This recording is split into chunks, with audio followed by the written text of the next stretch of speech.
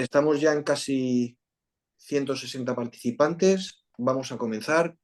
En primer lugar, pues dar la bienvenida a todos aquellos que os habéis conectado, que os habéis inscrito a este webinar que se llama Del diagnóstico al abordaje, claves y retos para las DHR, para las distrofias hereditarias de retina. Webinar que coorganizan conjuntamente la Federación de Asociaciones de Distrofias de Retina de España, FARPE, y Retina Internacional. Bueno, en primer lugar, comentaros que vamos a hablar sobre las distrofias de retina y deciros que, bueno, este grupo de patologías tienen un origen genético en su amplia mayoría y que, bueno, pues vamos en este webinar a tratar todo lo que es relativo al diagnóstico clínico, al diagnóstico genético, a las aproximaciones terapéuticas que existen, a los ensayos clínicos y pues a brindaros toda la información, toda la actualidad que hay en relación a estas distrofias hereditarias de retina. Sois casi 360 personas las que os habéis inscrito. Este webinar está dirigido a la comunidad de habla en español, tanto aquí en España como en toda Latinoamérica. Deciros que tenemos inscripciones de 22 países. Quería comentaros pues muy rápidamente desde qué países. Se han inscrito desde Venezuela, desde Perú, desde Colombia, desde Argentina, desde Guatemala, Paraguay, Honduras, El Salvador, México, Nicaragua, Ecuador, Puerto Rico, Cuba, Panamá, Uruguay, Brasil, Andorra y también pues desde lugares como Rumanía, Suecia, Suiza y también desde Corea del Sur, además de un importante grupo de personas que se han conectado y que se han inscrito desde España. Así que a todos, muchas gracias por el interés. Este webinar, muy rápidamente voy a pasar a presentar a los tres expertos que nos acompañan y que son pues quienes nos van a ilustrar en relación a estas distrofias hereditarias de retina. En primer lugar, la doctora Carmen Ayuso García, que es jefe del Departamento de Genética del Hospital Universitario Fundación Jiménez Díaz. No sé si me estáis escuchando, ¿estoy en el webinar o no? Yo te escucho perfectamente, gracias. Sí me oís, ¿no? Yo vale, sí. perfecto. Yo... Disculpas, ¿vale? Porque no sabía si estaba, al estar todo tan en silencio, no sabía si estaba. Jefa del Departamento de Genética del Hospital Universitario Fundación Jiménez Díaz, como decía, la doctora Carmen Ayuso. Es directora científica del Instituto de Investigación Sanitaria de la Fundación Jiménez Díaz, investigadora principal del CIBER de enfermedades raras y miembro del SMAP de Retina Internacional y también del Comité de Expertos de FARPE.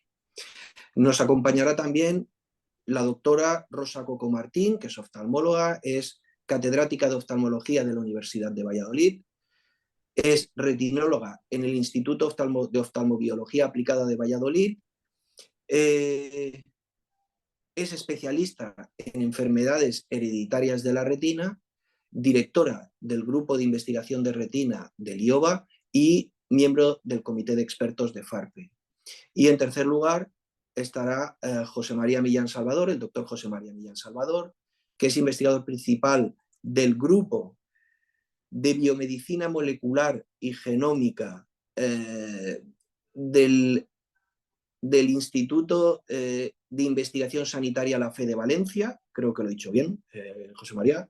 Eres también investigador del grupo U755 de la unidad U755 del CIBER de enfermedades raras y miembro del CAE de FARPE.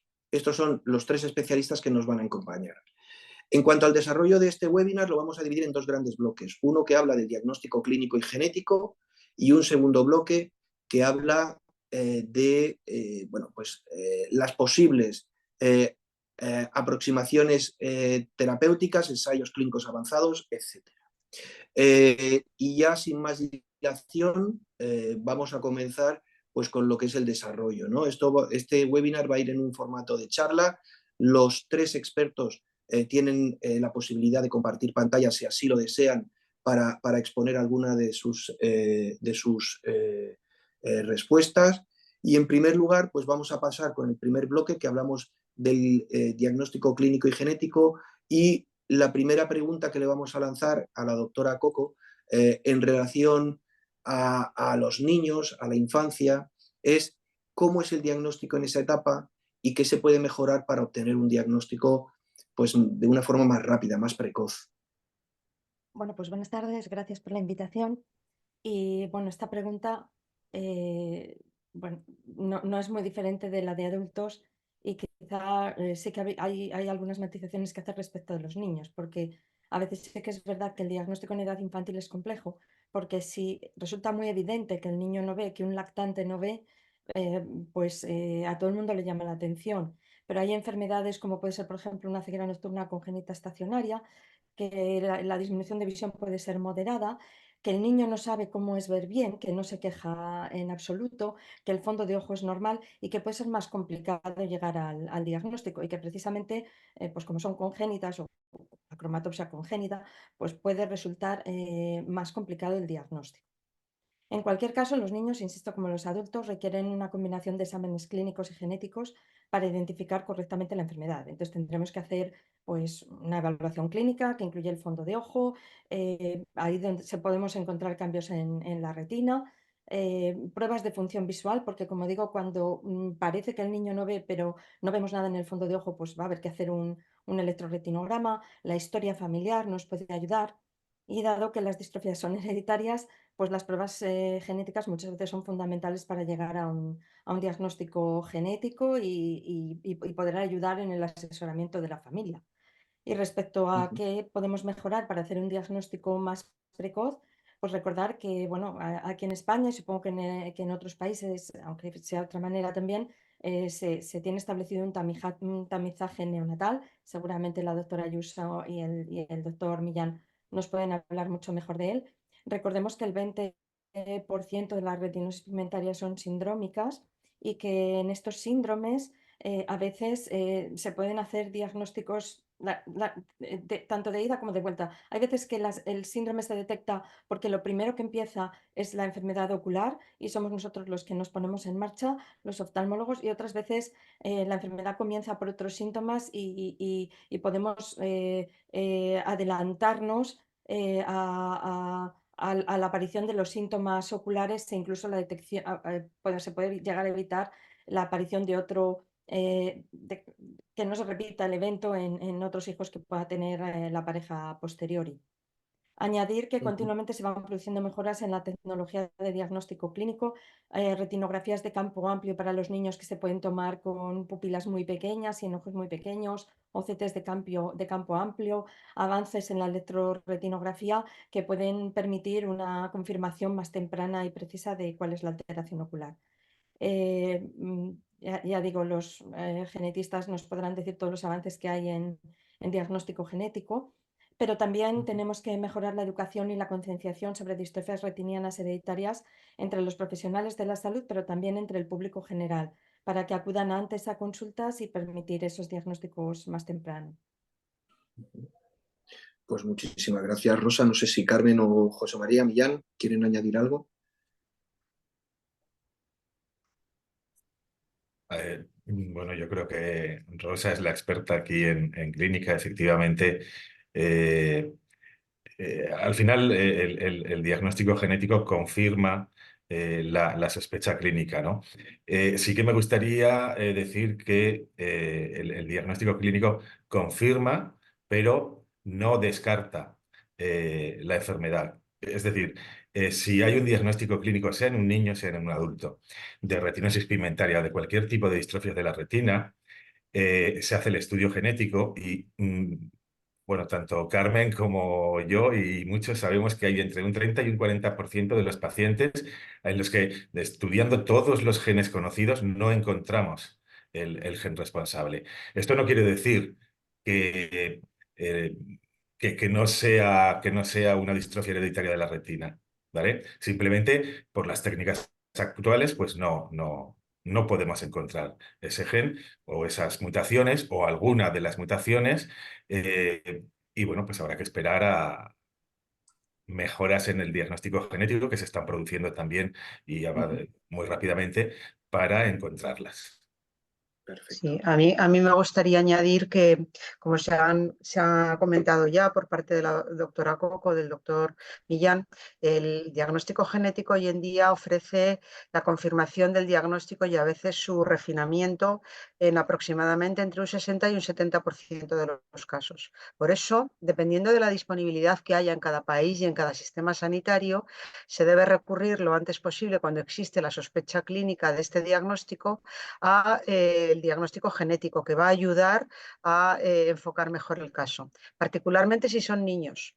Y quería poner un ejemplo de lo que mencionaba antes la doctora Coco, que a veces otros síntomas se pueden poner en marcha antes de que el paciente tenga una alteración ocular.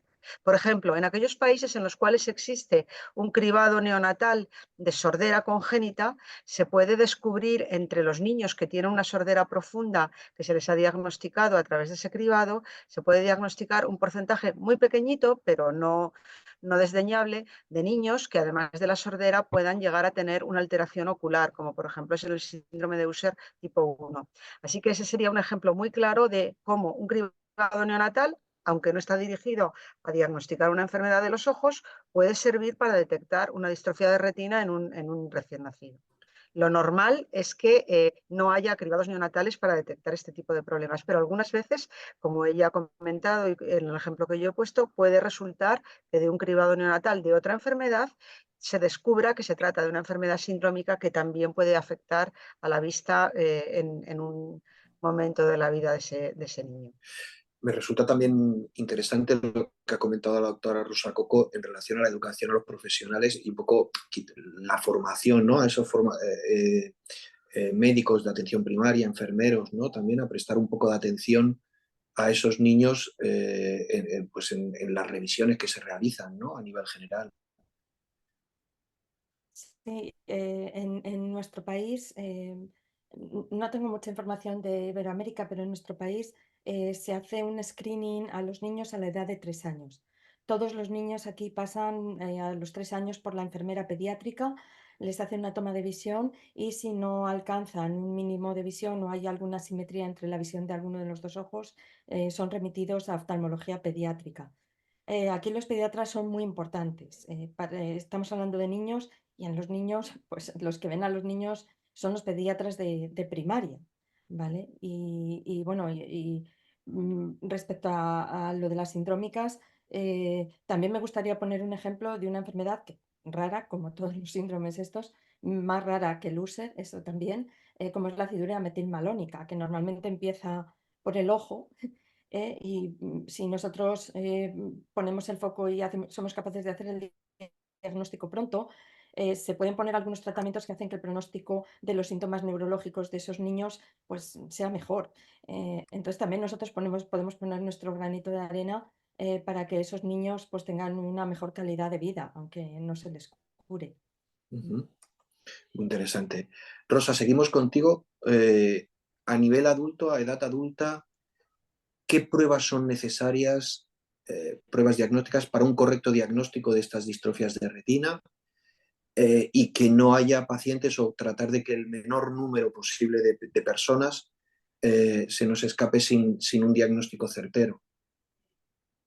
Bueno, pues igual que en la infancia, para el correcto diagnóstico clínico de una distrofia hereditaria de retina se requieren las pruebas inicialmente las rutinarias que hacemos en oftalmología y luego ponemos en marcha otras más especializadas que nos ayuden a evaluar la función visual y a caracterizar la enfermedad para tratar de ponerle un nombre. En general, pues siempre tomamos la agudeza visual, que nos permite valorar si está afectada la retina central. Hacemos el examen del fondo de ojo utilizando el oftalmoscopio o la lámpara de hendidura con una lente y esto pues ya muchas veces nos permite detectar pigmentaciones anormales, zonas de atrofia, etcétera, que ya nos ponen sobre la pista. Después solemos hacer una autofluorescencia de la retina. Esta es una cámara especial que captura imágenes de la retina que pueden revelar que hay áreas con acúmulos de lipofucsina o de pérdida de tejido retiniano. Y hay otras pruebas de imagen como la angiografía fluoresceínica que también nos puede ayudar a encontrar cambios sospechosos o cambios característicos como por ejemplo encontrar un silencio coroideo, ¿no? Una retina especialmente negrita en pacientes con mutaciones en el gen ABCA4, en lo que todos llamáis y llamamos clásicamente Stargardt, ¿no? La OCT pues, es en nuestros pies y nuestras manos de los retinólogos, nos va a proporcionar imágenes detalladas de la estructura de la retina y vamos a poder detectar cambios en distintas capas de la retina, incluida la pérdida de fotorreceptores. Por supuesto, el campo visual, que bueno, pues, un adulto lo va a poder hacer sin problemas, en un niño evidentemente no se puede hacer. Este permite identificar áreas de visión reducida y ver si son las zonas centrales las que tiene perdida o las periféricas. Luego los electroretinogramas o los potenciales visuales evocados. El electroretinograma mide la actividad eléctrica de la retina en respuesta al estímulo luminoso y así se puede evaluar la función de los fotorreceptores. Si hacemos la prueba en oscuridad, vamos a obtener la respuesta de los bastones. Si la hacemos en luz, la respuesta de los conos. Y de esa manera podemos diferenciar qué tipo celular es el que está más afectado o si lo están ambos. También nos permite separar si lo que funciona mal es la retina interna o la retina externa. Y con todo esto, pues vamos afrontando y caracterizando a la enfermedad para, como decía antes, ponerle un apellido concreto. Y luego, pues de nuevo, pues esas pruebas genéticas que en el momento que todo lo anterior nos ha llevado a una sospecha diagnóstica de una enfermedad hereditaria, pues siempre tenemos que poner en marcha. Pero recordemos que dos cosas. Primero, que el diagnóstico clínico preciso es muy importante para el manejo apropiado de la enfermedad, incluido el seguimiento, el asesoramiento a la familia, porque ya muchas veces nos permite pues ver un modo de herencia y poder realizar un asesoramiento inicial de cómo de si existe riesgo de repetición del evento en la familia. También la evaluación de posibles intervenciones o terapias y que los genetistas puedan poner en marcha un diagnóstico más dirigido hacia los genes potenciales de la enfermedad. Y la segunda cosa, este grupo de enfermedades es complejo. Hay algunos casos muy típicos cuyo diagnóstico es bastante directo, pero hay veces que no es tan evidente el diagnóstico y creo que la elección de las pruebas específicas complementarias y sobre todo de su interpretación debe de ser realizada por un oftalmólogo especializado en enfermedades de la retina.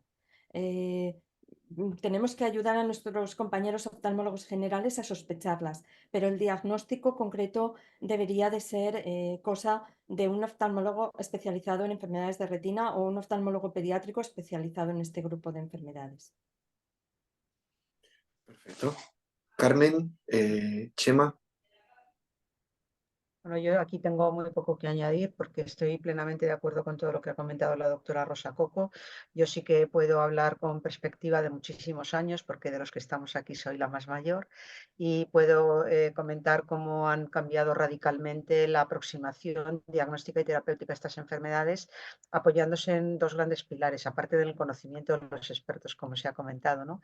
Es todo el tipo de tecnología del que disponen en estos momentos los oftalmólogos, que pueden detectar incluso la capa de fotorreceptores de la retina con pruebas no invasivas, la respuesta eléctrica a los fotorreceptores, es decir, ese bagaje, digamos, tecnológico y la interpretación de sus pruebas ha supuesto un salto de gigante en el abordaje del diagnóstico de las enfermedades y su seguimiento de las enfermedades raras de la retina, y luego pues la disponibilidad de las pruebas de secuenciación masiva en genética, que nos permite que cuando ese diagnóstico fino que comentaba la doctora Coco, que es tan importante para ayudarnos, pues ahora a lo mejor en una primera fase no es completamente imprescindible cuando no disponemos de él, porque podríamos a lo mejor ayudar a conducir al paciente hacia un tipo de diagnóstico si damos alguna pista adicional. Es decir, vamos caminando de la mano los oftalmólogos y los genetistas para ayudar a precisar cuál es la patología de base de los pacientes.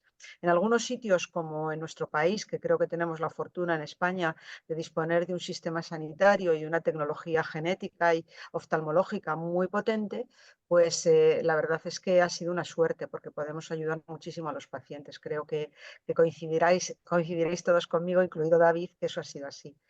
Pero en aquellos sitios donde esto no es posible o el nivel de desarrollo de una técnica o de la otra es desigual, yo creo que hay que establecer circuitos que permitan aprovechar al máximo los recursos que haya, que a veces no son, como digo, iguales. Lo ideal es que haya esa armonía y ese recorrido un poco bilateral, ¿no? De alimentación conjunta, de sesiones conjuntas como tenemos. Pero cuando no es factible, habría que establecer en cada lugar cuál sería el circuito idóneo para que los pacientes se beneficiaran al máximo de los recursos disponibles. Creo que eso es muy importante. Y disponer de retinólogos expertos es una pieza clave, porque pueden ayudar mucho a los oftalmólogos no especialistas a identificar los casos, a remitirlos, etcétera. O sea que creo que ese es el punto clave que ha comentado Rosa, que puede ayudar a las personas que no tengan sistemas sanitarios a lo mejor tan fáciles de acceder. Bueno, sí, por redundar en los comentarios tanto de Rosa como de Carmen, yo creo que ha habido, bueno, no sé si estaréis de acuerdo conmigo, pero dos herramientas que han sido fundamentales para el avance en el diagnóstico de estas distrofias de la retina, ¿no? La OCT yo creo que desde el punto de vista clínico ha sido muy importante y desde luego desde el punto de vista genético la secuenciación de nueva generación. Y a modo de ejemplo, pues puedo decir que en mi tesis doctoral, que la leí en el año 95, en el siglo pasado ya, estudié dos genes pequeñitos en unas pocas familias. En estos momentos, pues mis doctorandas pueden estudiar 16 pacientes, pues todos los genes conocidos, incluso el exama completo, en un par bueno, en un par de días pueden tenerlo hecho y luego pues analizar lo que cuesta más, pero desde luego no les va a costar 5 años dos genes pequeñitos como me costó a mí, ¿vale? Y no solamente es eso, es que además hablamos de la secuenciación de nueva generación, pero tenemos ya la de tercera generación aquí, que va a facilitar mucho más las cosas aún. Eh, Esto no quiere decir que sea la panacea, porque como Carmen y yo sufrimos, luego encontramos muchas variantes que no sabemos lo que son, ¿vale? Pero desde luego ha sido un avance muy importante en el diagnóstico. Muy bien, muchísimas gracias. Continuamos. Rosa, ¿se puede hacer algo los afectados una vez que tenemos el diagnóstico para ralentizar el avance de la patología? Y en el caso de aquellas personas que han perdido pues prácticamente totalmente la visión, es una pregunta muy recurrente que nos hacen. ¿Qué tienen que hacer? ¿Cómo tienen que cuidar sus ojos?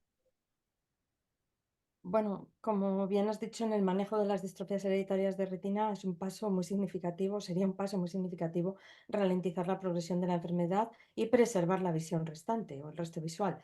Y aunque el tratamiento específico puede variar dependiendo del tipo de distrofia retiniana o de la gravedad de la enfermedad, sí que existen algunas estrategias generales que se recomiendan o que se pueden adoptar. Una primera cosa que me gustaría comentar es el tema de los suplementos nutricionales, las vitaminas y los antioxidantes, ya que algunos estudios sugieren que los suplementos nutricionales como el palmitato de vitamina A, los ácidos grasos omega 3 o los antioxidantes pueden ayudar a que la progresión de las distrofias hereditarias, en concreto de la retinosis pigmentaria, vaya más despacio. Y esto que está demostrado en retinosis pigmentaria.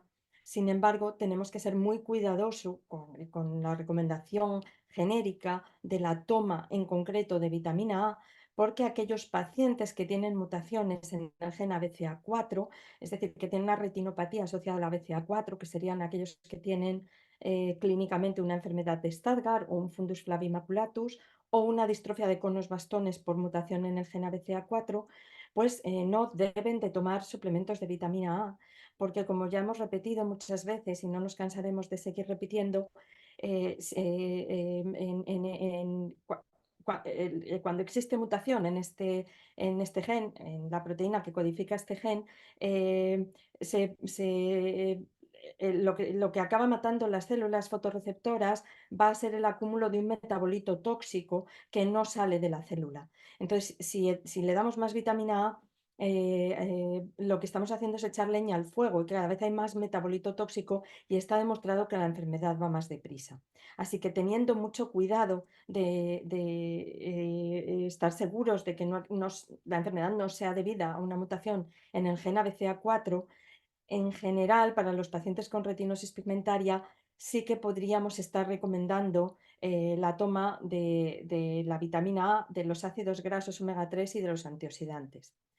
Un problema añadido con la vitamina A es que, por ejemplo, aquí en España, y esto en América no es así, en España no tenemos la dosis adecuada para los pacientes con retinosis pigmentaria de vitamina A, porque lo que se ha probado en los estudios clínicos son 15.000 unidades internacionales de vitamina A y en España solo tenemos comercializados 50.000 unidades internacionales porque está comercializado para pacientes pues, que tienen mala absorción, es que les han quitado el intestino, etcétera. Y es una dosis excesivamente alta. Y es que la vitamina A tomada en exceso también nos va a dar problemas. Nos puede dar problemas hepáticos, se puede acumular en los huesos y favorecer fracturas.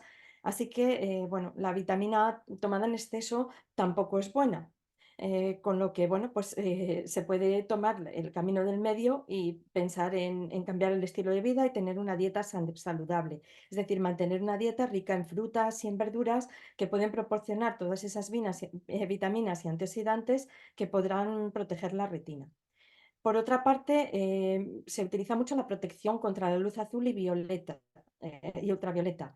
Estas luces son las más energizantes y las que producen más oxidación, más reacciones de oxidación y por lo tanto radicales libres en la retina. Acabamos de decir que los antioxidantes son buenos. Pues, proteger de las reacciones oxidativas también es bueno. Así que el uso de gafas de sol que bloquean estos rayos ultravioleta puede proteger a la retina de daños adicionales, especialmente en los pacientes con Stargardt, además de que van a mejorar la fotofobia y el deslumbramiento.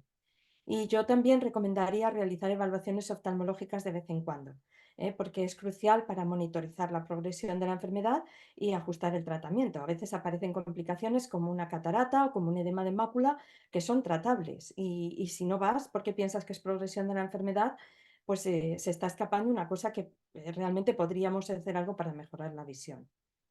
Y bueno, esperemos que con el tiempo esta ralentización de la que hablaba se pueda conseguir con terapias génicas, con terapias farmacológicas o con terapia celular que ya se están probando en estudios experimentales, incluso en seres humanos, y que en algunos casos han mostrado resultados prometedores en ensayos clínicos en ciertos tipos de distrofias retinianas. Rosa, quería preguntarte porque nos llegó una pregunta desde Argentina de un afectado que está tomando un complejo que tiene omega 3 y que tiene vitamina A y E y nos comentaba que tenía el complejo 4 miligramos de vitamina E, que si eso era excesivo, que había leído que la vitamina A, como tú decías, la vitamina E son nocivas en suplementos. A No ver, sé si... sí, es que clarísimamente no debe de tomar vitamina E. Cuando yo he hablado que en España no tenemos ningún compuesto en la farmacia que realmente cumpla con las dosis que se recomiendan, es porque los otros suplementos vitamínicos que tenemos son los de la DMA que contienen todos vitamina E. Es que el mismo ensayo clínico que se hizo en Boston, que demostró que los pacientes, podría ser beneficioso tomar vitamina A, demostró que es que los que tomaban vitamina E empeoraban. Entonces no se debe de tomar vitamina E en exceso. La A, en tomar 15.000 unidades internacionales de vitamina A, que por ejemplo si te vas a una parafarmacia de los Estados Unidos lo puedes comprar, pues sí que parece que puede funcionar. Eso es lo que probaron en Boston. Pero aquí en España y no sé en otros países, no se puede conseguir solo vitamina A sin vitamina E a la dosis adecuada. Y este es un grave problema. Se pueden tomar antioxidantes, pero es que los antioxidantes de DMAE que están en la farmacia tienen vitamina E, contienen vitamina E. Si Y me la vitamina E permite, no se debe de tomar. me Por eso gustaría yo os añadir, recomendaba tirar por la calle del medio y tomar una dieta mediterránea con mucha fruta, con mucha verdura, con nueces, con mucho omega 3 del pescado azul, etc.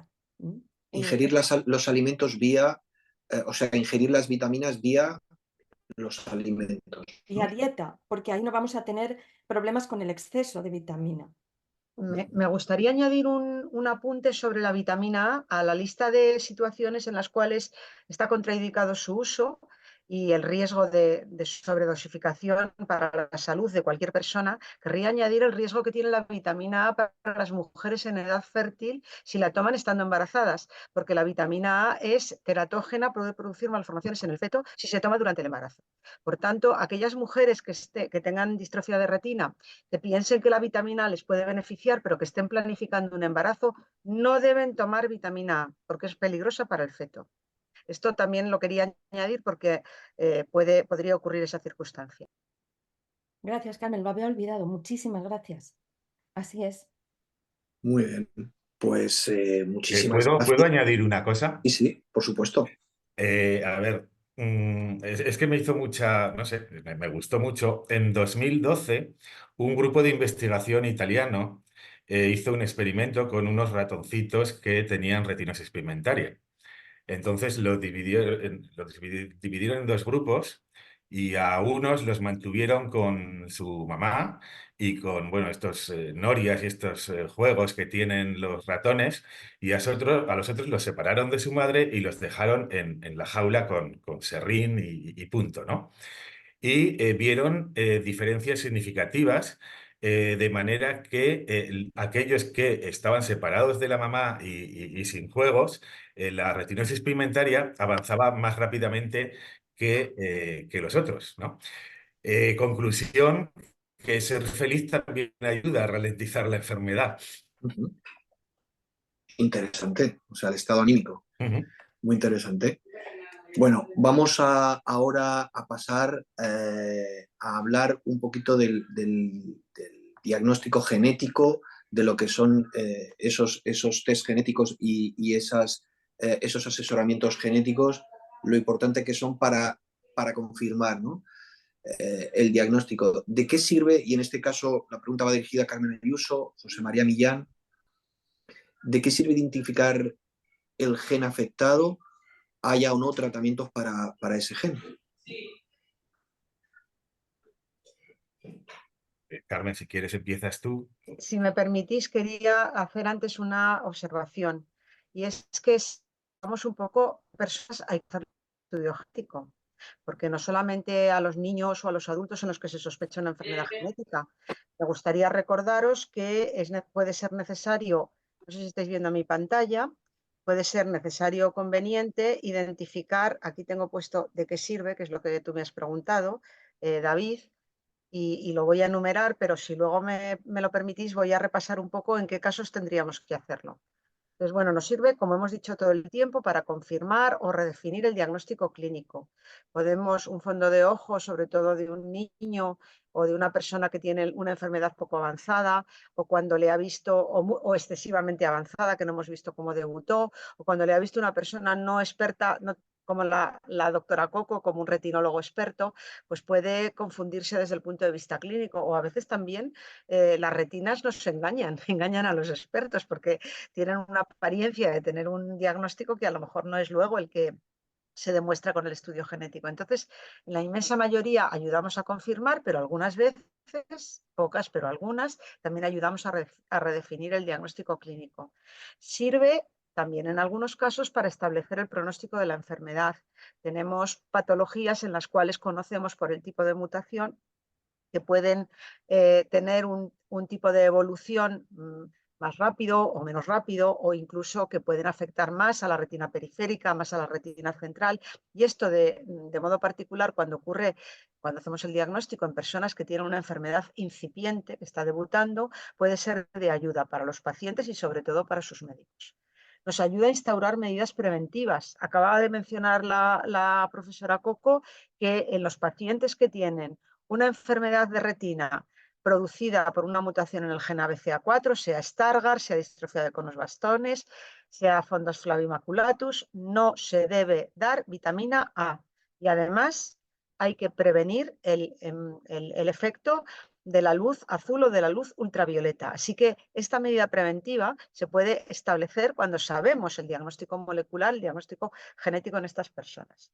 Además, y hemos comentado también varios ejemplos, nos ayuda a anticipar o a descartar otros problemas médicos en las distrofias de retina sindrómicas. Por ejemplo, hemos mencionado dos ejemplos muy claros. La acidemia metilmalónica, que en algunos países está en el cribado neonatal, pero en otros que no, pues puede aparecer síntomas oculares y como primera enfermedad, entonces el tener la confirmación con un diagnóstico genético puede ayudar a prevenir el que aparezcan síntomas adicionales o incluso a disminuir la progresión ocular, como ha comentado la doctora Coco. O, por ejemplo, en el caso de una sordera profunda que se detecta neonatalmente, que le hacemos una prueba genética, podemos decirle a ese niño o a esos padres si van a tener luego o no una alteración ocular, si se trata de un síndrome de Usher o es una sordera que no se asocia a distrofia de retina. Como eso podríamos poner muchos otros ejemplos. Ha habido veces que hemos encontrado personas con por ejemplo, una alteración auditiva y una alteración metabólica y una distrofia de retina, y hemos hecho un diagnóstico de síndrome de Alström, que es un síndrome más raro, en el cual tenemos que ir a descartar problemas cardiológicos, otros problemas metabólicos, para ayudar a anticiparnos antes de que esos problemas aparezcan y poder ayudar al manejo clínico de los pacientes. Algo muy importante, que luego voy a comentar cómo lo hacemos, realizar un adecuado asesoramiento genético, o sea, hacer prevención familiar, identificar otras personas en la familia que pueden no desarrollar la enfermedad, pero ser portadores y por tanto la podrían transmitir.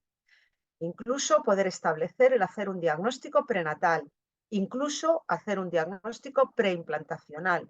En España estos diagnósticos están autorizados por la ley y están cubiertos por nuestro Sistema Nacional de Salud. Por tanto, hay parejas que, no habiendo tratamiento en el momento actual y siendo portadores de enfermedades muy graves para la vista del niño y a veces enfermedades sindrómicas, solicitan que se haga un diagnóstico preimplantacional y que solo se implanten en el útero de la madre embriones que no tengan la enfermedad. Otro tipo de cuestiones que en estos momentos estamos también pudiendo ofrecer en algunos casos muy concretos es conocer si hay algún gen mutado para el cual haya un tratamiento, en este caso RP65, por ejemplo, el Luxturna, o existe un ensayo clínico en el cual ese paciente se pueda incorporar, lo podamos reclutar. Para eso muchas veces, no siempre, pero para la terapia génica o la terapia gen dirigida sí que necesitamos saber el gen responsable. Y pues también para al confirmar el diagnóstico poder remitir a otros profesionales, en los casos sindrómicos, por ejemplo, o a los grupos de apoyo. Antes dijo Chema, y yo quiero recalcarlo, que la tasa diagnóstica actual global es en torno al 60%, utilizando las herramientas más modernas de diagnóstico genético. ¿Por qué no sabemos del otro 40%? Pues no porque no sea la causa genética, sino porque no sabemos todavía en qué gen buscar y en qué parte del gen buscar cuando hemos buscado en todos los genes conocidos o en las partes de los genes donde sabemos que hay enfermedades, pero todavía no lo sabemos todos sobre la genética, nos queda ese 40%. Y bueno, esto es una cosa que tenía yo para que comentaros un poco cuál es la frecuencia de caracterización en distintos países del mundo, que está en torno a esa tasa. En España tenemos un 63%, en Alemania cerca del 70%, en Suiza el 60 y tantos, en Brasil el 72%, por referirme a un país de Iberoamérica, y así sucesivamente. Quería también comentaros, y con esto termino esta pregunta, ¿a qué personas hacer el estudio genético? Pues lo primero, por supuesto, a las personas en las cuales suponemos que tienen una enfermedad hereditaria de la retina, por supuestísimo, en las que el oftalmólogo, el retinólogo sospecha que se trata de esa enfermedad o incluso ya lo ha diagnosticado con certeza. Pero también a los familiares asintomáticos que pensamos que pueden ser portadores de la enfermedad, los padres de esas personas, los hijos, la pareja de una persona que está afectada, porque podemos necesitar saber si también es portador o no a la hora de que vayan a tener niños esa pareja. Y también a familiares asintomáticos que son todavía bastante jóvenes y aún no les ha dado tiempo de desarrollar la enfermedad, pero a lo mejor están en riesgo de que la vayan a padecer en el futuro. En esas personas tenemos que tener cuidado porque tiene que ser un diagnóstico solo en aquellas personas que realmente ellos mismos o ellas mismas quieran que les hagamos el estudio. No se lo pueden imponer un padre o una madre a un niño, no se lo puede imponer a un hermano, tiene que ser que la persona decida por sí misma, a no ser que tengamos un tratamiento, evidentemente. Si descubrimos un RP65 en una persona y tiene un hermano que todavía es muy pequeñito y que no sabemos si tiene o no la enfermedad, claro que le tenemos que ofrecer el diagnóstico porque sabiéndolo con tiempo se podrá beneficiar del tratamiento con Luxturna. Pero si no tenemos tratamiento, tenemos que esperar a que esa persona decida por sí misma si se quiere hacer el estudio. Esto era lo que os quería decir. Bueno, también quería deciros, no, esto es que podemos hacer el estudio genético en muchos tipos de muestras. Lo podemos hacer en saliva. Cuando las personas no tienen cerca un sitio donde les saquen sangre, nos pueden enviar la saliva. Lo podemos hacer en sangre, por supuesto. Lo podemos hacer en papel de filtro, como las pruebas que se hacen del talón a los recién nacidos. Lo podemos hacer a los embriones o a los fetos sacando un tejido de la placenta o del líquido amniótico. Lo podemos hacer en la orina, lo podemos hacer incluso en una célula de un embrión. Así que tenemos muchas maneras de poder hacer el diagnóstico. Esto era lo que os quería comentar. Yo por mi parte, aquí no quiero añadir nada más, que ya os he... No sé si Chema, ¿quieres añadir algo? No, no, lo ha dicho Carmen perfectamente. Pues, Chema, ¿qué deben Sí. hacer quienes no tienen identificado su gen? Vale, vamos a ver, aquí se pueden dar distintas situaciones.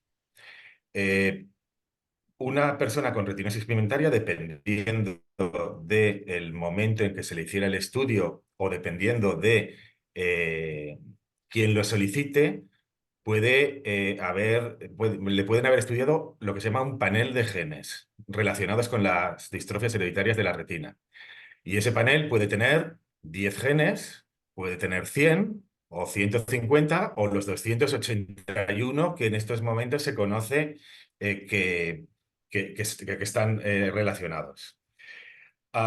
Puede ser que esta persona se le haya hecho lo que se llama un exoma clínico, ¿vale? El exoma es el conjunto de, o sea, la parte del genoma que codifica para proteínas. Es un 2%, más o menos, del genoma completo, del genoma humano, pero explica, en él están alrededor del 75 y el 80% de las mutaciones que van a dar lugar a enfermedad.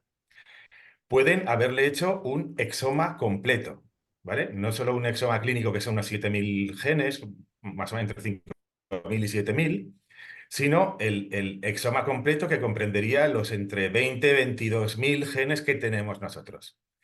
O se le puede haber hecho, y esto ya es más bien investigación, el genoma completo. ¿Cada cuánto? Pues hombre, yo lo que recomendaría es que aquellas personas a las que se les ha hecho se les ha hecho un panel de genes y no se les ha encontrado la mutación, que se les haga el paso siguiente, o un exoma clínico o un exoma completo.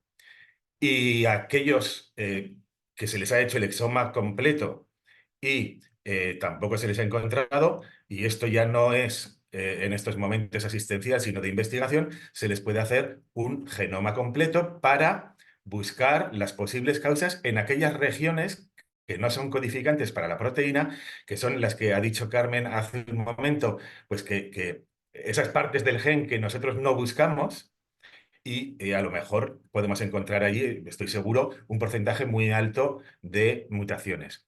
Me gustaría también comentar una cosa, y es que en España en estos momentos hay un proyecto a nivel nacional de medicina personalizada y de precisión, en el que a pacientes a los que se les ha hecho un exoma completo, ese 2% que explica el 80% de las mutaciones, y no se les ha encontrado la causa, y no estoy hablando de distrofias de la retina solamente, sino de cualquier enfermedad rara, se le hace un genoma completo. Pues bien, en el reanálisis de los exomas completos que se habían hecho hace 2 años o más, reanalizando simplemente, no haciendo más, reanalizando ese exoma, hemos encontrado la causa en alrededor del 10% de los pacientes.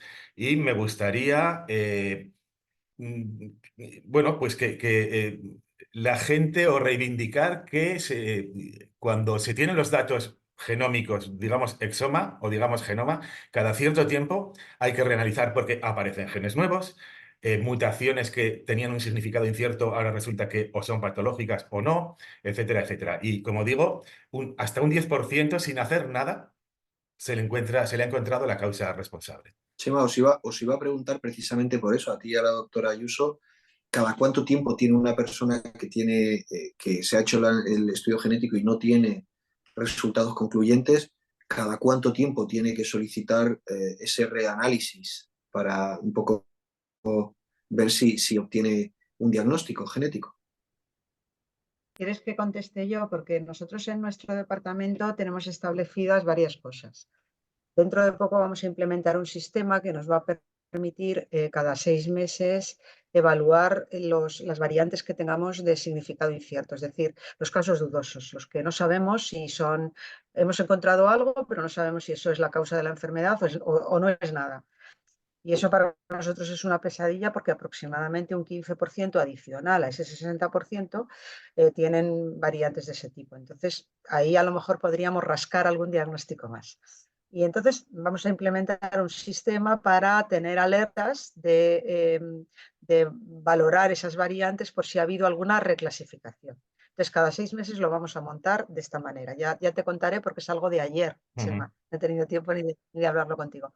En segundo lugar, en los casos en los cuales no tenemos ninguna respuesta, haciendo ese análisis de las variantes estas tampoco encontramos nada, mi recomendación es que en los pacientes en los cuales sean niños o jóvenes que estén en edad reproductiva, se haga ese reanálisis al menos anualmente, salvo que aparezca algún dato nuevo, bien clínicamente, que eso el oftalmólogo enseguida nos lo va a poner sobre la mesa, nos va a decir, pues mirad, revisándome este fenotipo, revisando al paciente, me ha parecido que este fenotipo podría coincidir con este posible diagnóstico. Es decir, a instancias del oftalmólogo se puede hacer también ese estudio aunque no haya pasado un año. Y también si en la familia aparece algún otro caso nuevo, porque el tener casos en la familia nos ayuda a llegar a un diagnóstico con más facilidad. Es decir, resumiendo, si tenemos una variante incierta y tenemos posibilidad de hacer una reclasificación de la variante, mi consejo es cada 6 meses. Si no se puede, pues al menos una vez al año. Reanalizar bioinformáticamente los exomas anualmente en los pacientes jóvenes o niños. En los pacientes más mayores puede uno esperar más. Y si tuviéramos algún dato clínico nuevo, a petición del clínico, o algún dato genealógico familiar nuevo, también a petición de la familia. Esas son la pauta que tenemos nosotros establecido en nuestro departamento, no solamente para las distrofias de retina, para cualquier enfermedad. A lo mejor mañana hay otras recomendaciones, pero en estos momentos a mí me parece que eso es lo más razonable. No sé si Chema le parece bien o le Sí, a parece... ver, yo iba a decir que pues anualmente sería pues quizá lo más conveniente. Anualmente digamos el reanálisis. Eh, Voy a decir una cosa porque es que además como veo las 3 personas que básicamente hemos participado en la elaboración de la cartera de servicios de enfermedades oculares, de genético, de enfermedades oculares y de distrofias hereditarias de la retina, entre otras, ¿no? Yo creo que cuando he comentado que a algunos pacientes se les estudiaba 10 genes, a otros 50, a otros 100, a otros todos, etcétera, etcétera, yo creo que esta cartera de servicios lo que va a hacer es, al menos en nuestro país, democratizar estos estudios y que todo el mundo tenga las mismas posibilidades de ser estudiado con los mismos genes, ¿no? Quería antes de pasar al siguiente bloque, al bloque 2, y aprovechando que tenía otra pregunta de alguno de los asistentes al panel, al webinar, una persona de Puerto Rico nos decía que nos comentaba que siempre había oído hablar que la retinosis pigmentaria era de origen genético, ¿no? Y que hace poco, leyendo un artículo que había encontrado, decía que había visto que había en alguna ocasión que el origen de la distrofia de retina o de la retinosis no era de origen genético. Y preguntaba si sobre eso y sobre si pues estos resultados inconclusos pueden tener que ver con ese pequeño o con ese porcentaje a lo mejor de patologías que a lo mejor vienen o tienen otro carácter que no sea genético. Sí, sí, si queréis contesto yo. Porque además me llamó la atención que la fuente, porque se refería a que lo había leído en la página de la Academia Americana de Correcto, Oftalmología. nos aportaba el Tiene la artículo. información, sí, tiene la información tanto en inglés como en español. Y efectivamente tiene una frase ahí con la que creo que no vamos a estar muy de acuerdo. Pone tal cual lo que decía este asistente al webinar, que, bueno, que la retinosis pigmentaria podía estar producido por otras causas como infecciones, fármacos o tóxicos. Bien, si es una retinosis pigmentaria es una enfermedad hereditaria y la causa es genética y no hay más historias. Lo que sucede es que hay un concepto que es el de retinopatía pigmentaria, en la que lo que vemos en la retina son cambios de pigmentación en espícula muy similares a la retinosis pigmentaria, en situaciones como, por ejemplo, fármacos, uso de fármacos, como puede ser la desferroxiamina, ¿no? O pues la desferroxiamina, miras el fondo de ojo y tienen una retinopatía pigmentaria. Pero la causa de esta patología es el uso de un fármaco que es tóxico para la retina. Esto no se puede heredar, no es una enfermedad hereditaria de la retina como lo que es la RP. ¿Vale? O podemos tener la hidroxicloroquina, que nos va a producir una maculopatía en ojo de buey, que se parece a las distrofias de conos o que se parece a un Stargardt incipiente.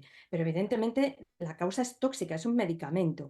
O podemos tener infecciones, se me ocurre una cosa que llamamos Dusen, que es neuroretinitis unilateral difusa, que está producida por una infección por una larva. Esto aquí en España no existe, pero por ejemplo en África y en algunos países de Iberoamérica existe esta larva que entra en la sangre, llega al ojo y nos produce una movilización de pigmento que parece una retinosis pigmentaria.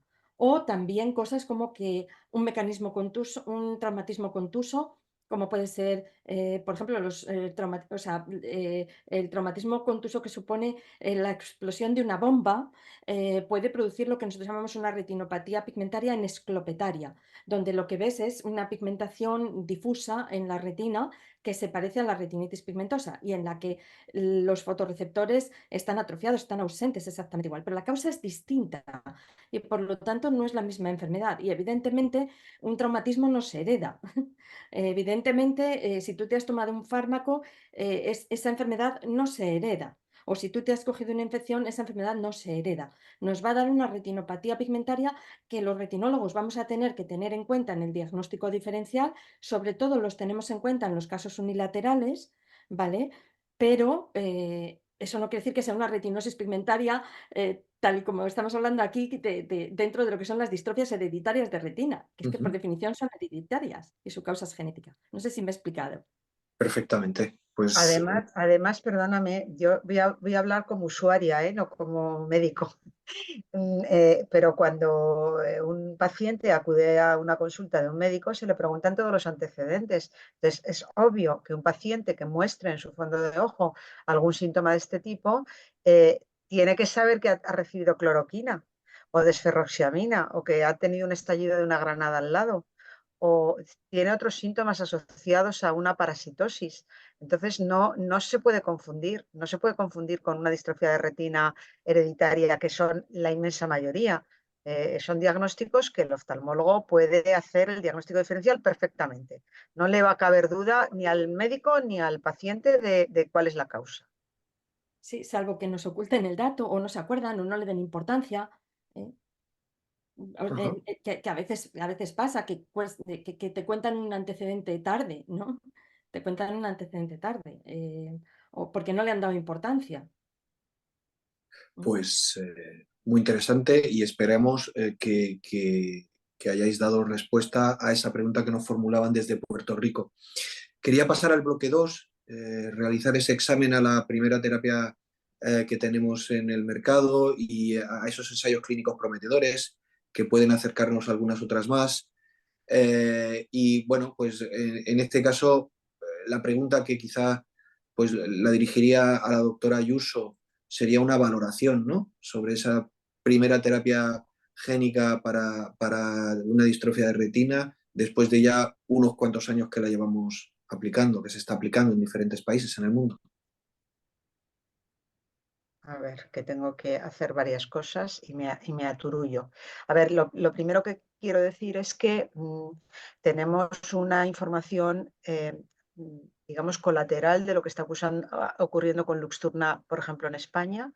Yo creo que la doctora Coco probablemente, los casos que se están tratando, la mayoría los conozco de antemano.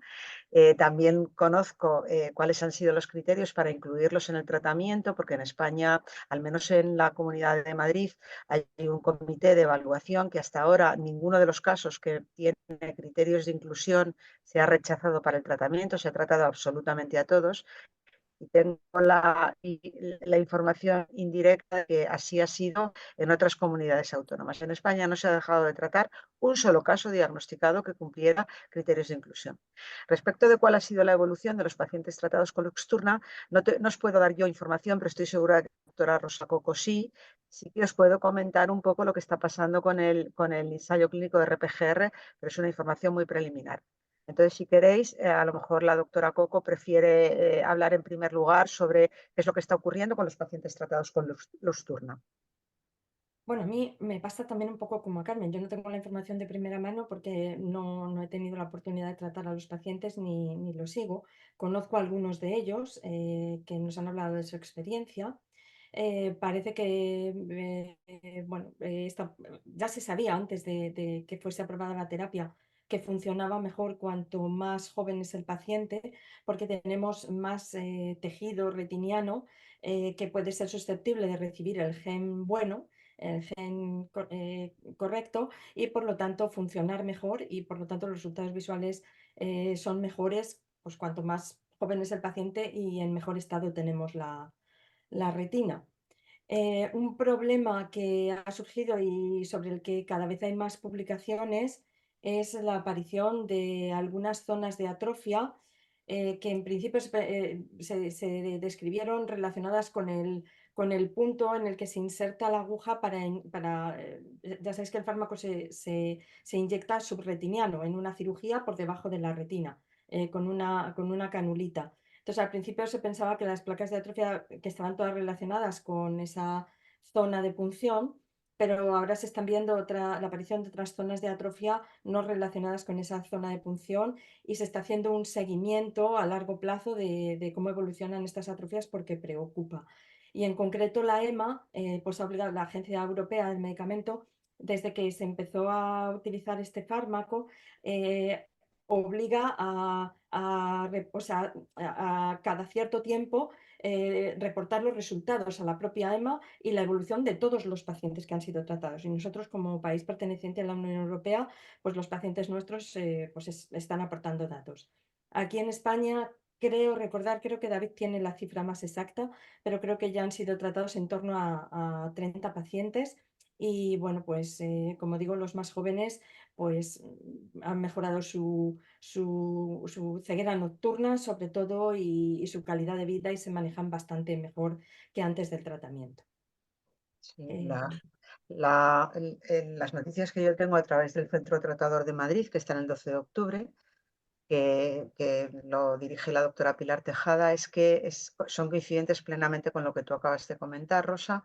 El número de pacientes tratados también es el que tú dices, y un hecho es que para los pacientes niños o adolescentes o muy jóvenes, lo que ha supuesto, y para los pacientes que tenían una limitación en su movilidad importante, lo que ha supuesto el tratamiento es una mejora en su calidad de vida obvia, porque han adquirido un nivel de autonomía mayor del que tenían, y eso ha sido para ellos fundamental.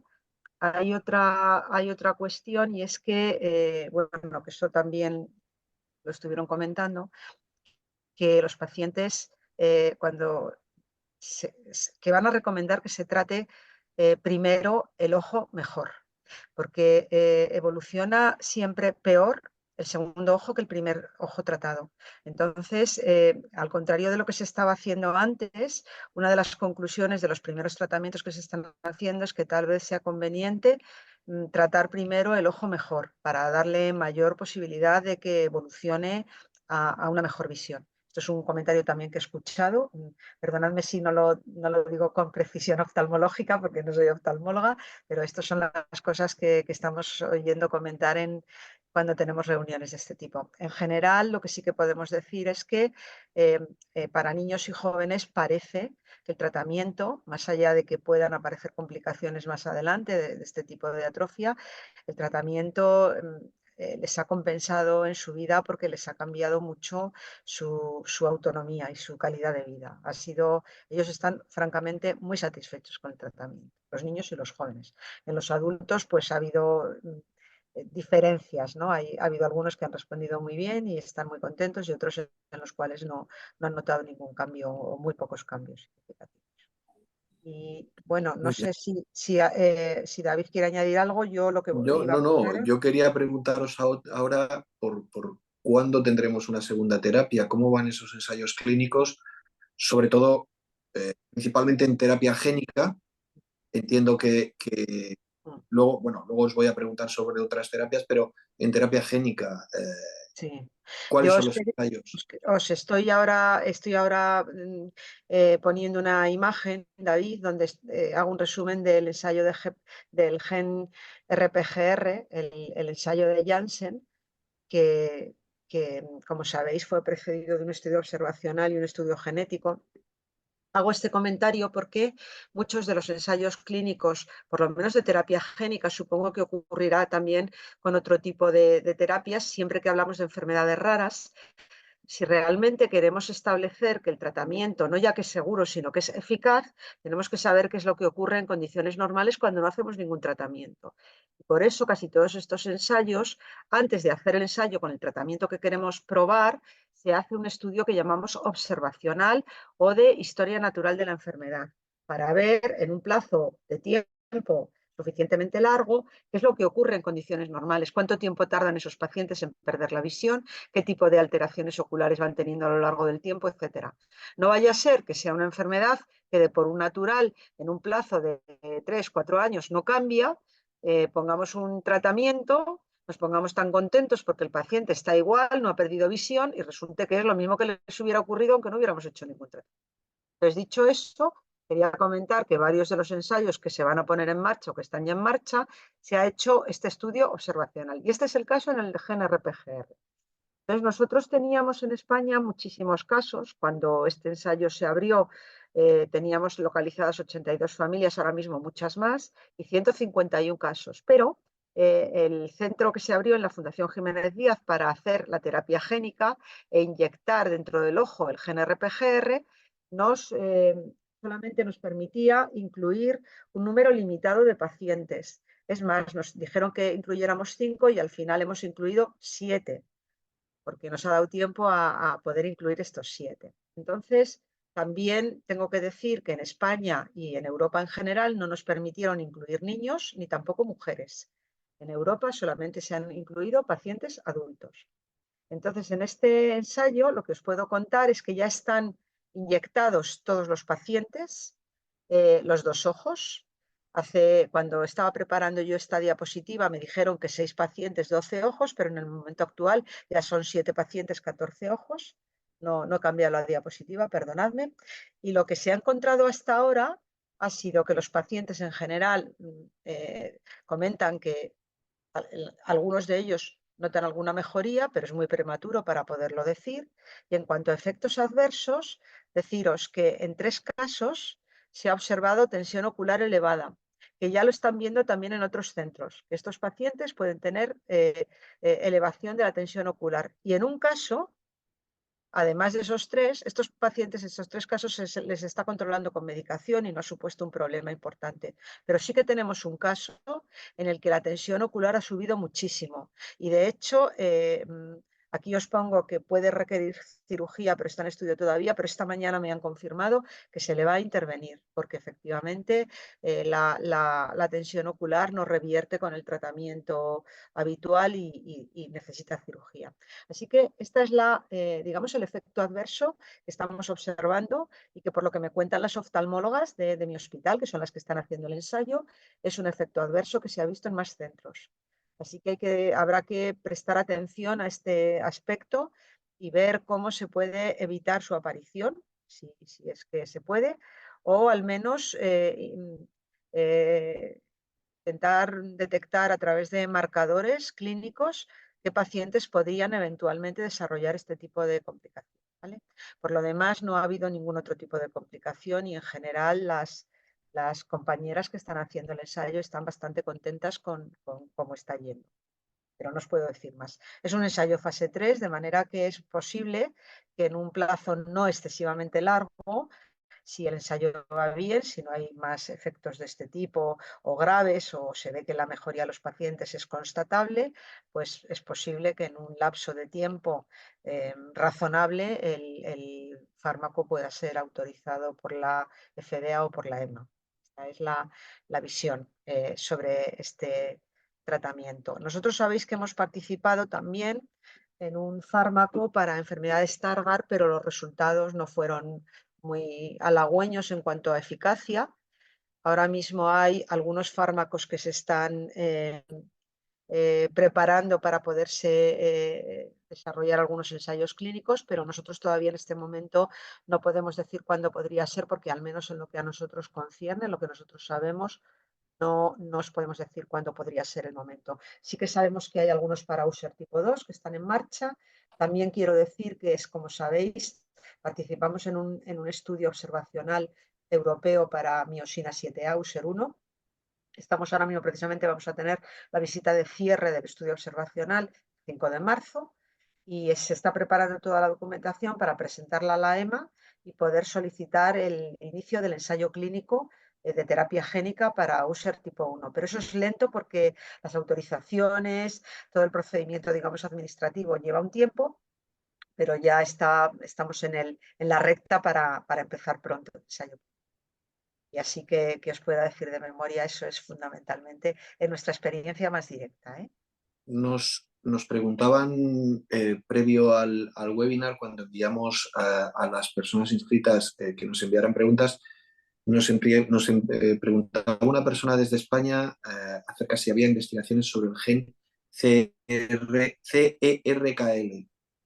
No sé si podéis dar contestación a eso y luego también, pues, si tenéis conocimiento de algún otro ensayo clínico aparte de los que nos has comentado, Carmen. Pues si me permites, voy a compartir pantalla y no ya por el CRKL, que la verdad es que es un gen pues que exactamente todavía no se sabe muy bien cuál es su función y, bueno, realmente yo creo que no.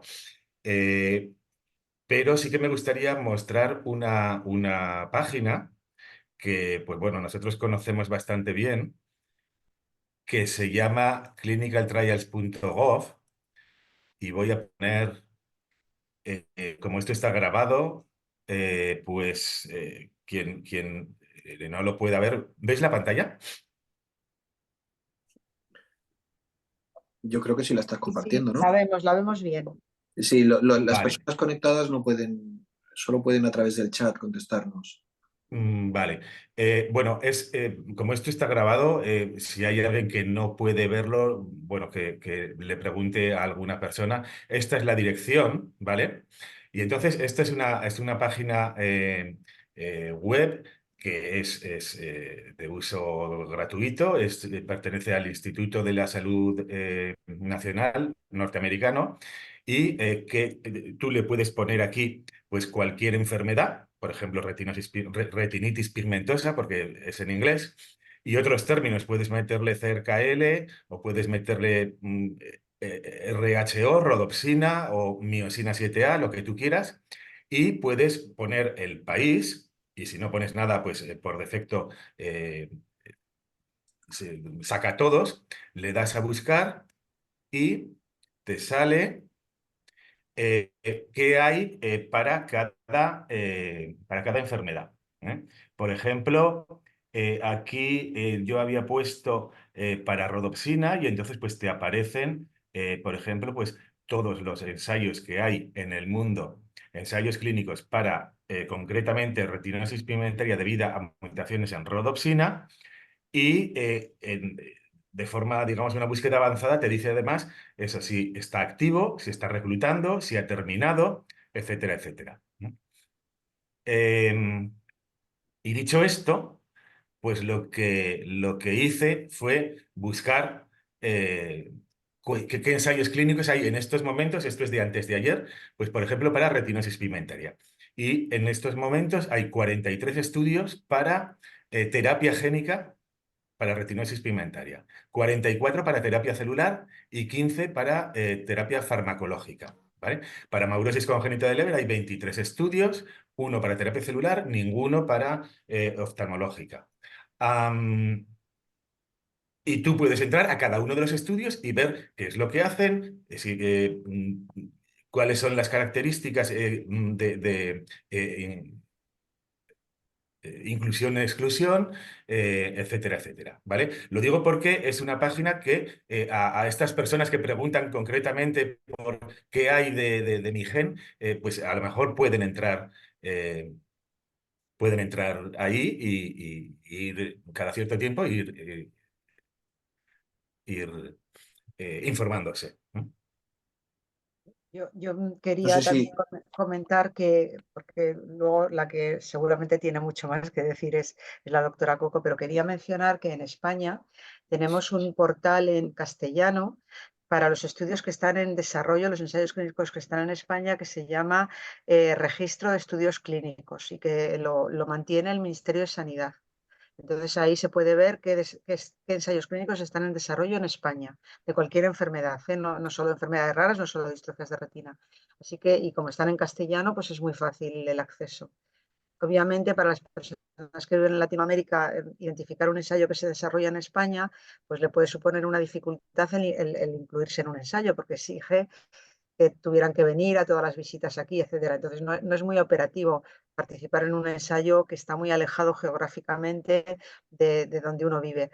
Pero sí que también tengo que decir que nosotros, por ejemplo, que tanto Chema como yo, perdón, el doctor Millán como yo, participamos en un consorcio europeo, se llama European Retinal Dystrophy Consortium, y bueno, pues ahí hay sobre todo genetistas, pero también forman parte oftalmólogos clínicos, y de vez en cuando van a poner en marcha un ensayo clínico que está relacionado con un gen concreto, pues nos avisan para que todos los compañeros de Europa que tengamos pacientes podamos remitirlos. Y, por ejemplo, nosotros hemos remitido pacientes a Alemania para estudios.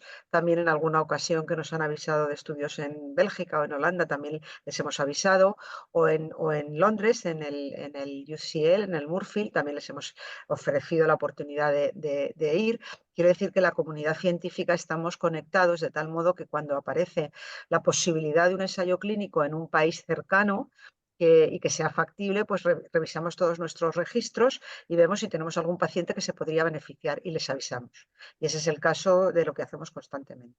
Eso es lo que os quería decir. De cerca L también quería comentar que hay estudios preclínicos. Antes de que un fármaco se vaya o una terapia se vaya a probar en humanos, se prueba en células y en animales de experimentación para ver que efectivamente en esos modelos es eficaz y es seguro antes de pasar a humanos. Y de cerca L, pues hay algunos estudios, hay algún grupo español que está trabajando en ello, pero todavía estamos un poquito lejos de que llegue a los humanos hasta donde yo sé. bueno, quería ahora cambiar un poco de tercio de las terapias génicas, pasar a preguntarle a la doctora Coco, por ejemplo, si más allá de esas terapias génicas, si hay alguna otra alternativa que hoy por hoy tenga, pues bueno, señales de que puede dar sus frutos, ¿no? Ujú. Bueno, sí. Quizá hay otras aproximaciones que quizá pudieran comentar mejor Carmen y Chema, como puede ser la edición genética, la optogenética o los oligonucleótidos antisentido, porque entran dentro del campo de la genética y no tenemos que confundirlos con la terapia génica de sustitución, que es el abordaje que se ha utilizado para Luxturna. Básicamente lo que sucede con las terapias génicas, llamadas así terapias génicas, es que lo que se pone lo que se da es un material genético adicional, bien sea RNA, bien sea DNA, cuando es defectuoso, cuando no existe, cuando no está funcionando. Pero hay otros abordajes como es la edición genética tan famosa de CRISPR-Cas o los nuevos CRISPR, Prime Editing y cosas por el estilo, que lo que hacen no es meter otro gen, sino corregir in situ la mutación que tenga ese paciente. Y ya hay algunos ensayos clínicos utilizando esta tecnología. Después está la optogenética, en la que lo que metemos es, en pacientes que ya han perdido los fotorreceptores, se hace una terapia génica, pero que lo que hace es convertir las células de la retina que quedan y que no son fotorreceptoras, normalmente pues bipolares, ganglionares, se pone un gen que genera una proteína que es capaz de responder a la luz y como que las convierte en fotorreceptores, ¿no? También hay aproximaciones con fármacos que pretenden lo mismo, lo que se llaman los photoswitchers, que son fármacos que se meten sustancias que se ponen en el ojo, que llegan a las células ganglionares o a las bipolares y las convierten en fotorreceptores, en esos fotorreceptores que hemos perdido, ¿no? Y a partir de ahí se genera la respuesta eléctrica al estímulo luminoso. También hay terapia celular mediante trasplante de células madre o de células progenitoras de la retina obtenidas a partir de células madre o de parches de células implantadas sobre una matriz que la soporta. Y hay ensayos clínicos que utilizan también este tipo de aproximación, que sería también para aquellos pacientes que ya no tienen fotorreceptores, porque si ya no tienes fotorreceptores, lo que tienes que hacer es poner otras células que los sustituyan, ¿no? Sin embargo, yo creo que, en mi opinión, los resultados que estamos teniendo con la terapia celular o esto que se engloba dentro de lo que llamamos medicina regenerativa, que regeneraría o que repondría el tejido que ya no está, son muy malos de momento. ¿De acuerdo? Dejadme usar esta palabra, son resultados reguleros. Aún están lejos de la utilización masiva, están mucho más cerca todas estas terapias de la optogenética, los photoswitchers, la edición genética e incluso algunas terapias farmacológicas, ¿no? Que por ejemplo para enfermedad de Stargardt se están probando ya varios fármacos, moduladores de la expresión génica, sustancias neuroprotectoras, moduladores del ciclo visual, que pretenden tener un efecto que cambie el curso de la enfermedad. Rosa, Sí. respecto a eso, me llega ahora mismo una pregunta por WhatsApp que me hacen desde Paraguay en relación a un paciente afectado por retinosis pigmentaria y glaucoma y hablan sobre la Avastin, me parece que me dicen. Sobre el Avastin ni para la retinosis pigmentaria ni para el glaucoma. ¿Vale? A ver, el Avastin, el Lucentis, el Avastin es el bevacizumab, el nombre genérico. El nombre comercial es Avastin. El ranibizumab, nombre genérico Lucentis, nombre comercial. El Eylea, nombre comercial Aflibercept, nombre genérico. El brolucizumab, nombre comercial Beovu, perdón, el bevacizumab es el nombre genérico y Beovu es el nombre comercial, Beovu se llaman, y el nuevo que nos han sacado, que es el faricimab, que el nombre es Vabysmo. Todos estos forman parte de una familia que son los antiangiogénicos. ¿Vale? Los antiangiogénicos son fármacos que utilizamos para controlar el crecimiento de vasos anómalos y para impedir que esos vasos anómalos nos dañen la retina alrededor de ese crecimiento de vasos anómalos. Esto es útil en algunas enfermedades, en algunas distrofias hereditarias, como puede ser la enfermedad de Best, que muy frecuentemente se complica con este tipo de neovascularización macular, o como las estrías angioides. Pero los antiangiogénicos no son útiles para la retinosis pigmentaria, ni para el Stargardt, ni para ninguna enfermedad que no se haya complicado con la aparición de neovasos. Y desde luego no tienen ningún efecto sobre el glaucoma, que es otra enfermedad diferente que, bueno, pues a veces se dan comorbilidades, que un paciente tiene dos enfermedades, pero ninguna de estas dos enfermedades se trata con antiangiogénicos, ¿vale?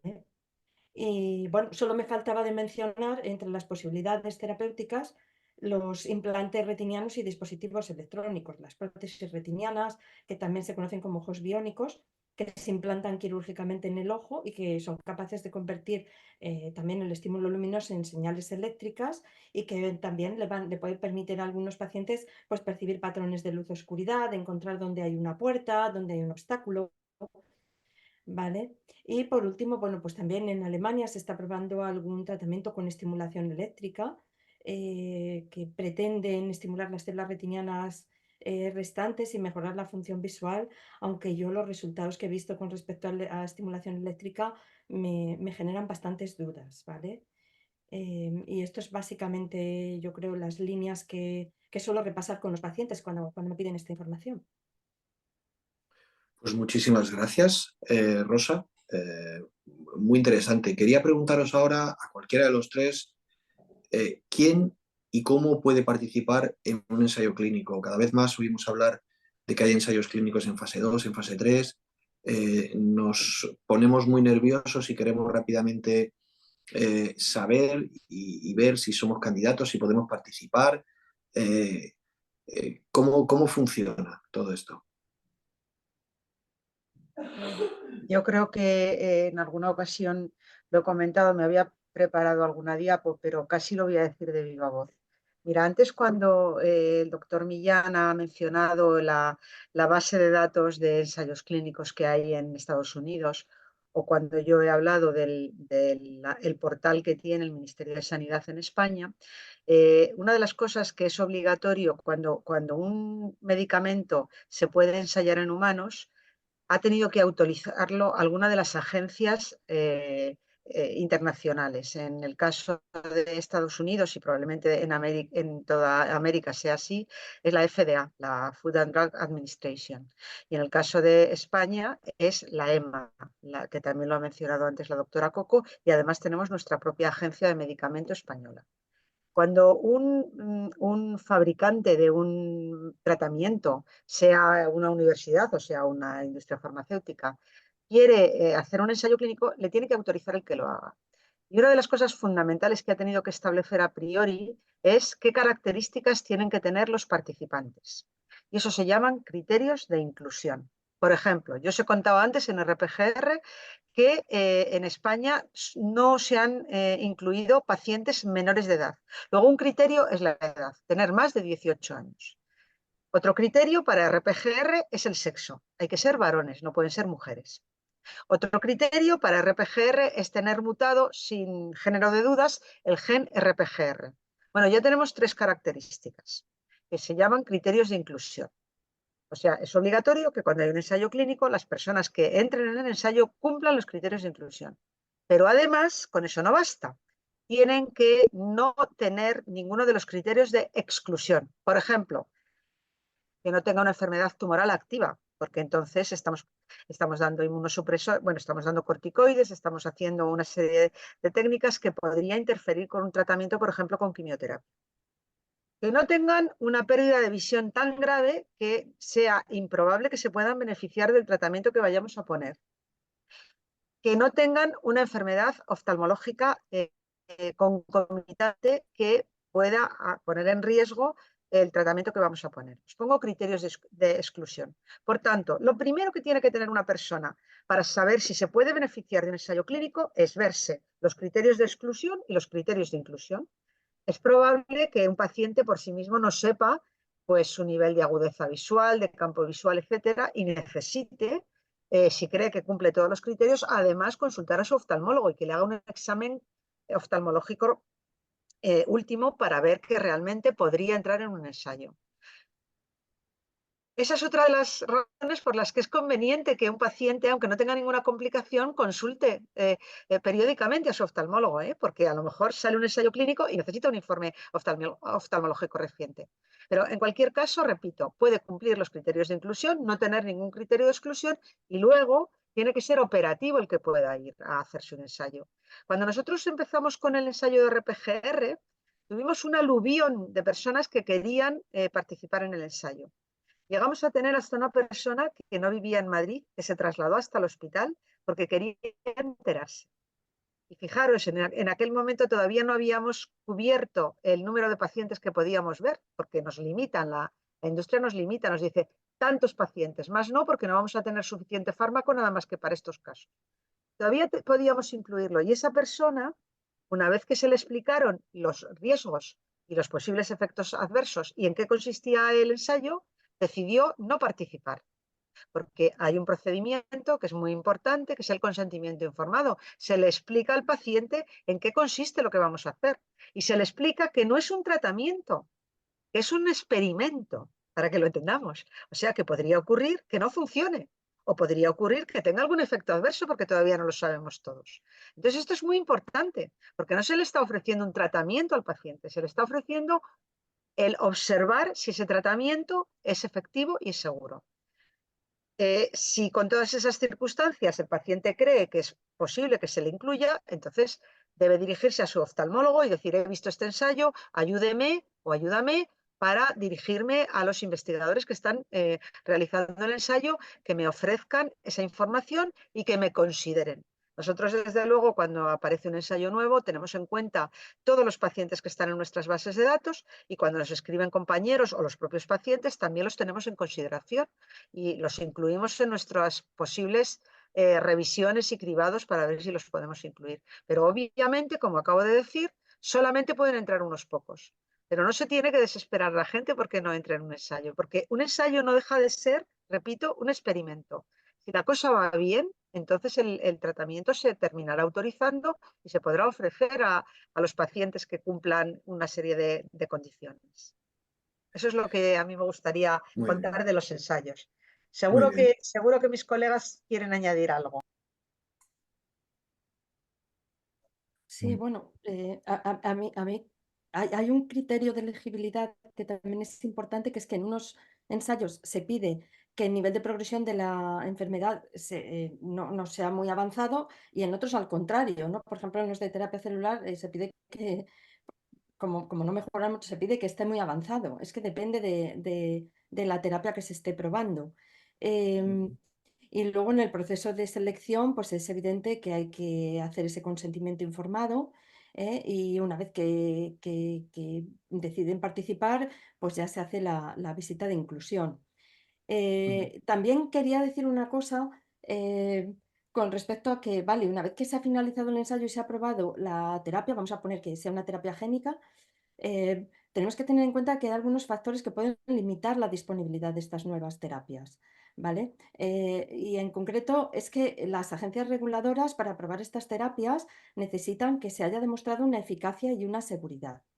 Esto hace que sea muy importante cómo es el diseño del ensayo clínico. Y lo digo a cuento de que algunos ensayos clínicos que se han hecho para algunas terapias génicas que han resultado exitosos y que los pacientes están muy contentos, no han sido aprobados por las agencias regulatorias en un proceso que ellos hacen de evaluación, que es un proceso muy largo y complejo, porque no han considerado las agencias regulatorias que estas terapias hayan mostrado mejoras significativas en la visión o desaceleración en el progreso de la enfermedad, o no lo han considerado coste eficaz. Y si es así, pues no podemos llegar a utilizarlos ni a ofrecerlos. Y eso es muy decepcionante tanto para los pacientes como para los clínicos, que no llegue a ser usado en clínica. Y luego hay que tener en cuenta aspectos como el coste y el acceso, ¿no? Aquí en España esta primera terapia que hemos tenido de Luxturna, bueno, pues ha tenido un amplio acceso, no se ha dejado a nadie fuera, pero eso después de una negociación larga y dura entre la farmacéutica y el ministerio para que, poniendo en marcha un novedoso método de financiación, que es el modelo de pago por eficacia, pues llegasen a un acuerdo, de manera que el Sistema Nacional de Salud va a pagar más a la farmacéutica si el tratamiento es eficaz en ese paciente y le paga menos si el tratamiento es menos eficaz en ese paciente. Entonces, todo esto está dando lugar a, bueno, pues a la aparición de desafíos que son nuevos, pero que son significativos, y que, bueno, que todavía están implementándose, ¿no? Y otro matiz, siguen mejorándose todas aquellas, pues, las técnicas quirúrgicas y todo lo que se puede hacer para lograr una llegada efectiva del producto terapéutico al tejido diana, en la monitorización a largo plazo. Bueno, y lo deseable es que sigamos avanzando en tratamientos eficaces para un amplio rango de mutaciones genéticas, y que es algo en lo que también se trabaja. Quería preguntaros para ir concluyendo, porque son las 8 ya aquí en España, ahora en España, y nos habíamos propuesto que el webinar durara en torno a 1 hora y media. Ya nos pasamos un poquito. Me comentan que hay algunas preguntas, pero os voy a pedir que todos aquellos que tengáis la mano levantada y que queráis trasladar alguna pregunta a cualquiera de los tres excelentes ponentes que tenemos, la podáis transmitir por correo electrónico, bien al correo de Laura López, de Retina International, o al mío propio. En las diferentes informaciones que hemos colgado sobre el webinar los tenéis, y si no, os lo pondremos. También os enviaremos a posteriori una encuesta sobre qué os ha parecido este webinar, para que todo aquel que lo desee nos la pueda rellenar. Pero quería preguntaros, para ir concluyendo, a los tres, qué ventajas y qué perjuicios tiene el participar en un ensayo clínico para el afectado y, evidentemente, para la comunidad en general, para todos en general.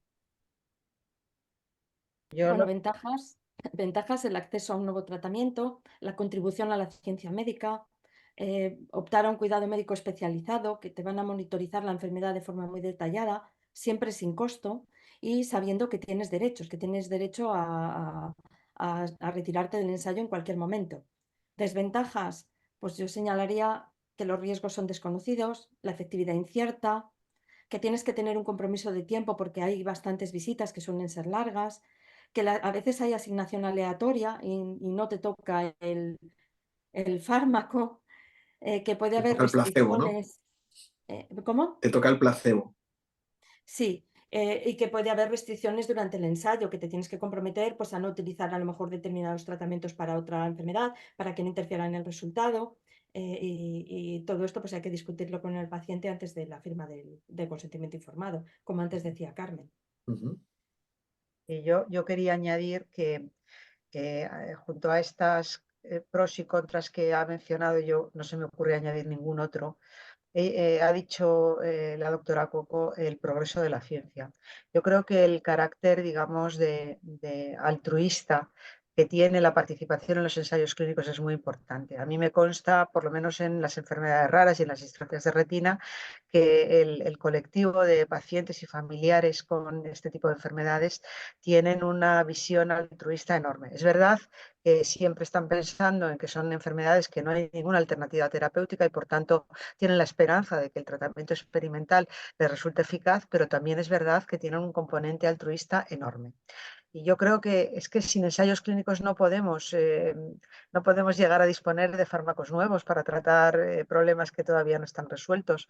Entonces, creo que el querer participar en un ensayo clínico demuestra una grandeza de espíritu muy, muy importante, y es muy de agradecer por parte de los científicos y por parte de toda la comunidad de los pacientes que tiene este problema, que si no hubiera personas que se prestan voluntariamente a que les pinchen el ojo, a tener el riesgo de que les tengan que operar de un glaucoma porque han tenido una complicación, acordaos lo que os acabo de contar, pues si no hubiera personas con esa generosidad, pues no podríamos llegar a saber si este tratamiento es eficaz o no y aplicarlo a otros.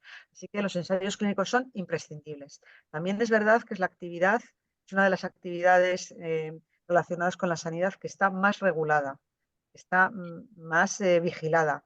Por tanto, aunque haya riesgos, tenéis que saber que si son ensayos clínicos que están autorizados por las agencias, se ha puesto en una balanza los pros y los contras y se han analizado con mucho detalle todas estas cuestiones.